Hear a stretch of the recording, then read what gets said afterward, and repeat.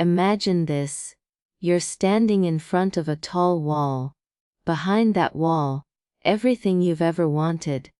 Respect, financial freedom, dreams, happiness, is waiting. But in front of you, nothing, no door, no stairs, no way up. Most people turn away saying, "This is my fate." But a very few discover something else. They find a ladder. Not an ordinary one, not made of wood or steel, but an invisible ladder, and when they climb it, step by step, the world changes. Today, I will tell you the story of one woman who discovered this ladder when life tried to bury her.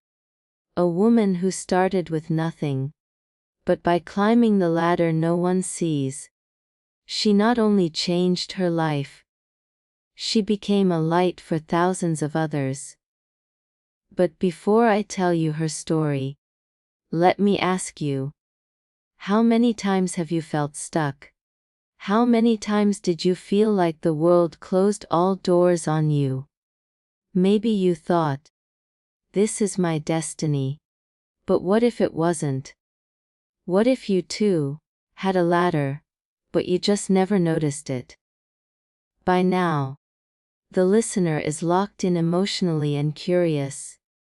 Aisha was born in a small dusty village. Her father was a school teacher, her mother a homemaker. From a young age, Aisha had a sparkle in her eyes. She loved books, she loved learning. When her father asked, "What do you want to be when you grow up?" she would say confidently, "An entrepreneur. I want to build something big." But in her society, those words sounded strange. Girls weren't raised to build. They were raised to belong. Belong to their families, to their husbands, to traditions.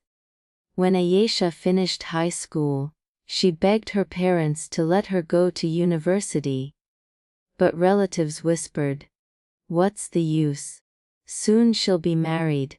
Against her will, Aisha's life turned toward marriage. At 22, she was married into a family that saw women as shadows. The first years of marriage were quiet, suffocating. Aisha was told, "A good wife doesn't argue. A good woman doesn't dream. Stay in your place." She cooked, cleaned, raised children. But inside, her spark dimmed. Every night, she would lie awake and whisper to herself, "Was I born only for this?" Her husband was kind at first, but life was cruel. He lost his job due to illness, and suddenly, the family that silenced Aisha now looked at her with expectation. "How will you help us survive?" And for the first time, Aisha realized, no one was coming to save her. One evening, Aisha opened an old wooden box, where she had kept her childhood things.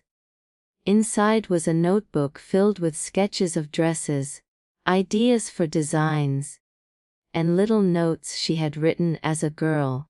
She held it close, and tears rolled down her cheeks. She whispered, "Maybe this is my ladder."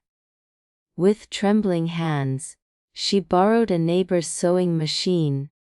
She started small, stitching torn clothes for women in the neighborhood. She earned her first few coins. Not much, but enough to give her courage. When relatives mocked her, "You earn money. Sit down, you'll embarrass us," she stayed silent. Because she knew something they didn't. She had placed her foot on the first rung of the invisible ladder. Climbing was not easy. The machine broke often. Customers delayed payments. Her children cried at night as she stitched under a dim lamp. Many times she thought of quitting. One night, her husband said, "Why do you struggle so much?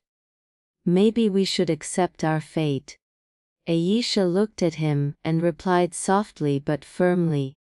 Fate is not what we're given. Fate is what we climb toward. If I stop now, our children will inherit the same silence I lived in. But if I climb, maybe they'll see the world. That night, she didn't just stitch clothes. She stitched hope. Years passed. One machine became 3. 3 became 10. Aisha wasn't just a tailor anymore. She became a teacher. She gathered women from the community, taught them sewing, taught them how to earn. Women who once whispered, "We can't," now said, "We can." Soon, she opened a small training center. Then another. What started in a corner of her house became a movement. When journalists asked her, "How did you succeed without money? Without support, without education?" She smiled and answered, "Because I climbed the ladder no one sees. The ladder of persistence, faith, and self-belief." Aisha's story is not just her own. It's a mirror, a reminder. Life will give you walls, poverty, loss, rejection, failure. But those walls are not the end. There is always a ladder. It won't appear outside, it grows inside. Every time you choose courage over fear, discipline over laziness, hope over despair, you climb one rung higher.